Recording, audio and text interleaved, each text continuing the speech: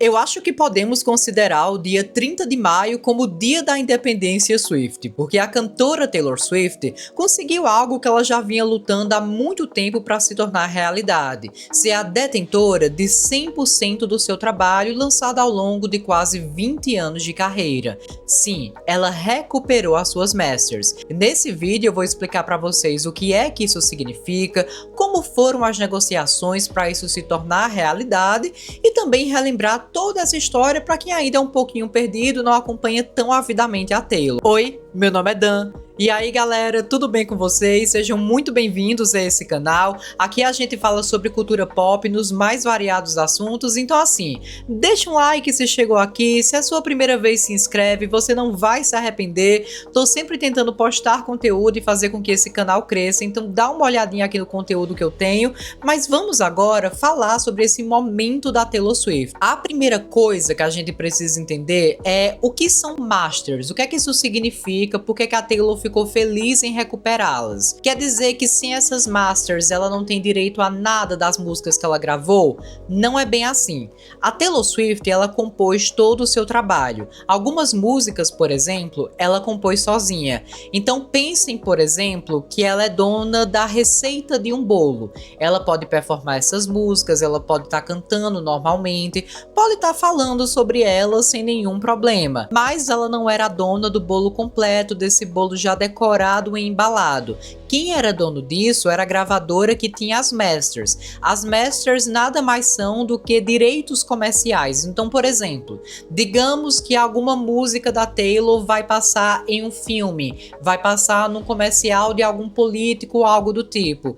Ela não tem o que dizer nisso, ela não pode dizer, eu me recuso, não quero que toquem nisso. A gravadora que tinha as masters podia fazer isso da forma que bem entendesse. Então não era como se ela fosse detentora de 100% do seu trabalho. Até então não era uma coisa muito comum mesmo os artistas terem as masters, era algo que eles tinham mais com a gravadora.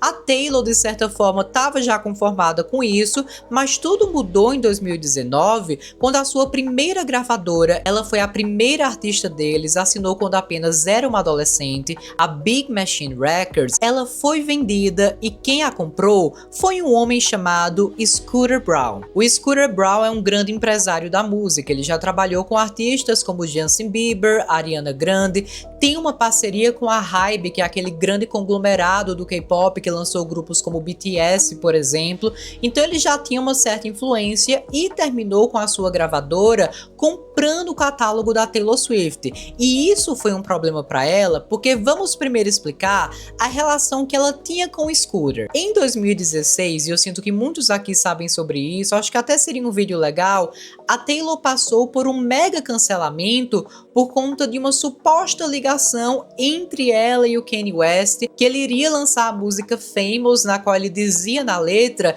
que fez essa ficar famosa. E ele tinha contado que iria utilizar essas letras para Taylor durante a ligação de telefone. Na época eles tinham feito as pazes depois de toda aquela confusão que tínhamos no VMA, que ele subiu no palco dizendo que ela não merecia o prêmio de melhor clipe. Enfim, eles estavam de boas, ele tinha falado e parecia que a Taylor tinha concordado com isso, pelo menos na gravação que foi vazada pela até então esposa do Kanye, que era a Kim Kardashian. Mas o que a gente descobriu é que a gravação foi manipulada. O conteúdo completo dela não estava disponível na íntegra, então eles fizeram isso para manipular a opinião pública e achar que a Taylor Swift era uma garota mimada que estava querendo acabar com os dois e criando mentiras. A gente descobriu que não era o caso, mas na época foi muito pesado. As pessoas utilizavam hashtags como Taylor Swift's Over Party, acabou para Taylor Swift. Tem até um mural que é muito famoso hoje em dia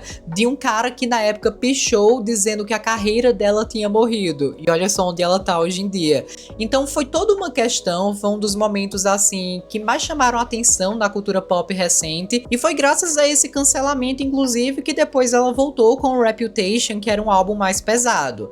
Qual é a participação do Scooter Braun dentro disso? Bom, quando o Kanye West lançou o clipe de Famous, que já tem essa letra de muito mau gosto para Taylor, tinha no clipe meio que uma boneca inflável com o rosto dela, quem era o empresário do Kanye West naquela época era o Scooter Braun, então ele permitiu que isso acontecesse. Além de que teve uma época no Instagram que o cantor Justin Bieber postou uma ligação que ele estava fazendo de FaceTime juntamente com o Kanye e o Scooter Braun, na qual ele dizia: "Hey Taylor, what's up? E aí Taylor?", meio que tentando ser debochado com ela em relação a tudo o que estava acontecendo. Então dá pra vocês perceberem que não tinha muito como ela ter uma boa relação com esse cara. Mas voltamos agora à questão das Masters lá em 2019. A Taylor, ela sempre teve o interesse de ser dona 100% do seu material e estava falando com a gravadora já várias vezes: "Olha, eu queria comprar as Masters, eu posso, eu tenho dinheiro para isso". E o até então dono da gravadora, o Scott Borchetta, eu nunca sei falar o nome desse homem, Scott Borchetta, não sei se eu estou falando certo, enfim, ele tinha dito pra ela que venderia, mas com uma condição: "Olha, tudo bem, agora vamos fazer assim, você lançou o quê? 6 álbuns com a gente.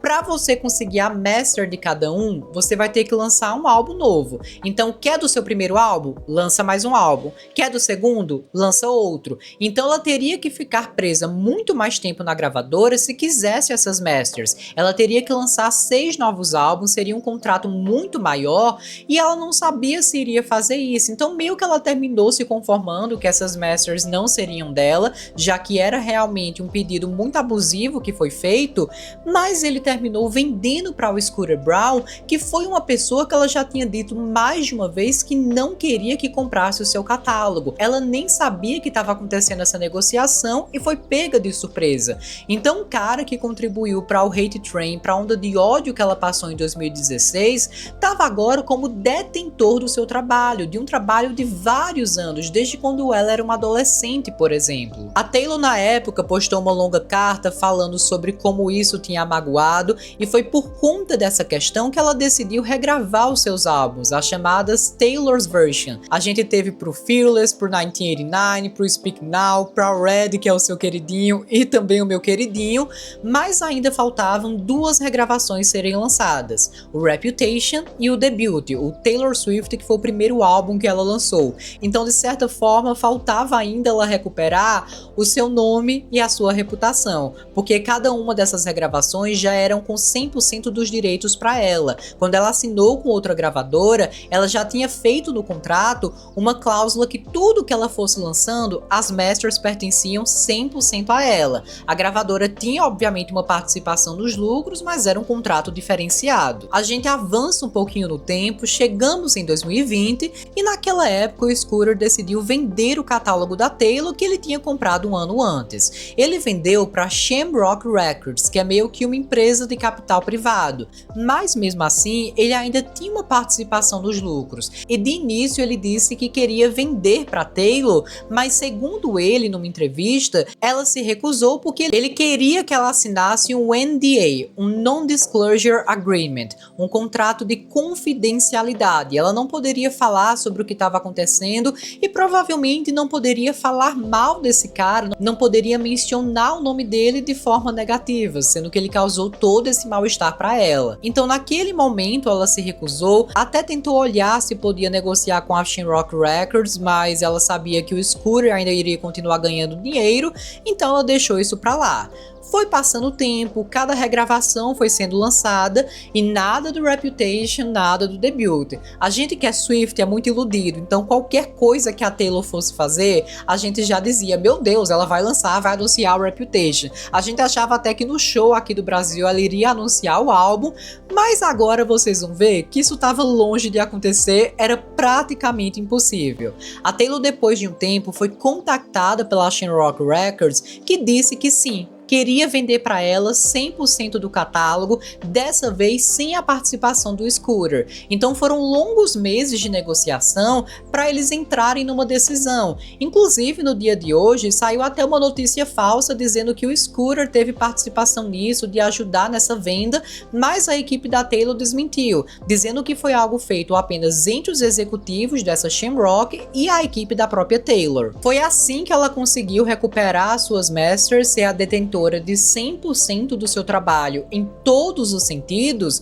para os seus 6 primeiros álbuns que tinham sido lançados na gravadora anterior. E ela ficou muito emocionada contando o seguinte numa carta que ela publicou lá no seu blog oficial. É um texto bem gigantesco, eu acho que vale a pena quem é fã dar uma olhada, porque a Taylor abriu o coração pra gente, mas eu vou dar um resumo do que a gente tem, porque assim, temos muitas novidades. Para eles era um negócio, mas eu realmente senti que eles enxergavam aquilo como era para mim. Minhas memórias, meu suor, minha caligrafia e minhas décadas de sonhos. Sou infinitamente grata. Minha primeira tatuagem pode ser um trevo enorme no meio da minha testa. Para quem não sabe, Shamrock é trevo em inglês. Ela então agora é dona do seu trabalho, mas fica aquela dúvida.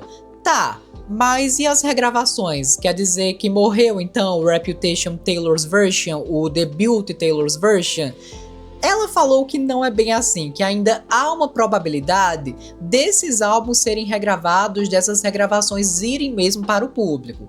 Quanto ao Debut TV, o seu primeiro álbum, ela disse que ele já está gravado 100%, que ela ficou satisfeita com o resultado e que é algo que pode sair no futuro. Já o Reputation, ela meio que chocou a gente, porque disse que ela nem sequer chegou a terminá-lo, somente 1/4 do álbum foi gravado. Eu sei. E quanto ao Reputation TV? Transparência total, eu nem regravei 1/4 dele. O álbum Reputation era tão específico para aquela época da minha vida e eu sempre chegava a um ponto crítico quando tentava refazê-lo. Toda aquela rebeldia, aquele anseio de ser compreendida enquanto me sentia propositalmente incompreendida, aquela esperança desesperada, aquele rosnado e aquela travessura vergonhosa. Realmente o Reputation é um período muito específico da Taylor e ela fala que ficou adiando o projeto porque ela tinha assim meio que um receio de revisitar certas memórias, não somente na questão do que ela passou, porque foi um período que teve esse cancelamento em 2016, por conta do Kanye West, da Kim Kardashian.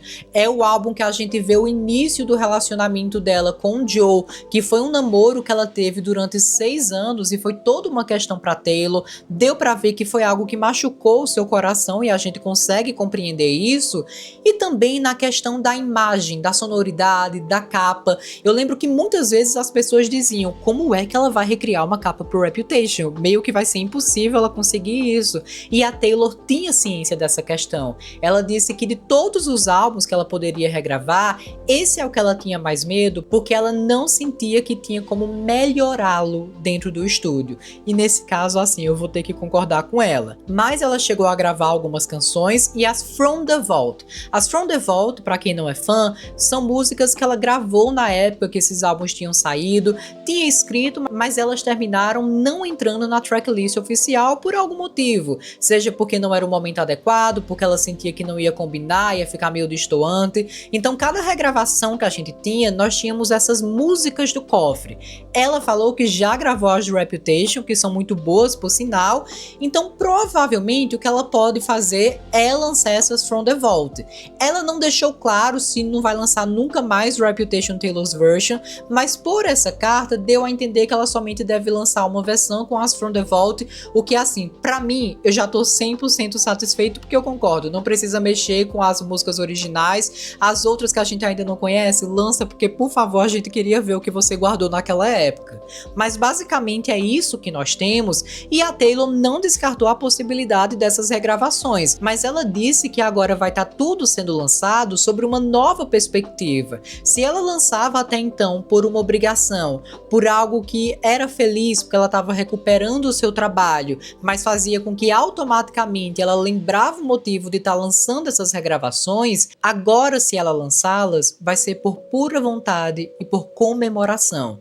Quando ela falou isso, eu já comecei a pensar que eu acho que se ela lançar essas músicas, provavelmente vai ser no próximo ano que ela tá completando 20 anos de carreira. Qual comemoração melhor do que essas regravações? Eu acho que seria uma boa ideia, porque eu acredito que esse ano, essa criatura que tá tão quietinha, ainda tem a chance de lançar o seu 12º álbum de estúdio, porque todo mundo fica percebendo os easter eggs que a Taylor coloca nas suas letras, nas suas postagens, enfim. enfim. E nessa carta, ela colocou uma letra repetida 12 vezes. E sim, não achem que isso é exagero de Swift, porque ela é doida e a gente também é, mas basicamente é isso. Hoje é um dia muito feliz e eu tô super contente que a Taylor conseguiu virar detentora do seu trabalho e toda essa batalha valeu a pena, porque ela inspirou várias outras artistas a lutarem pelo que é seu de direito, a estarem sempre batalhando para ter independência da indústria. Inclusive, descobrimos que ela comprou esse catálogo por, pasmem, 360 milhões de dólares.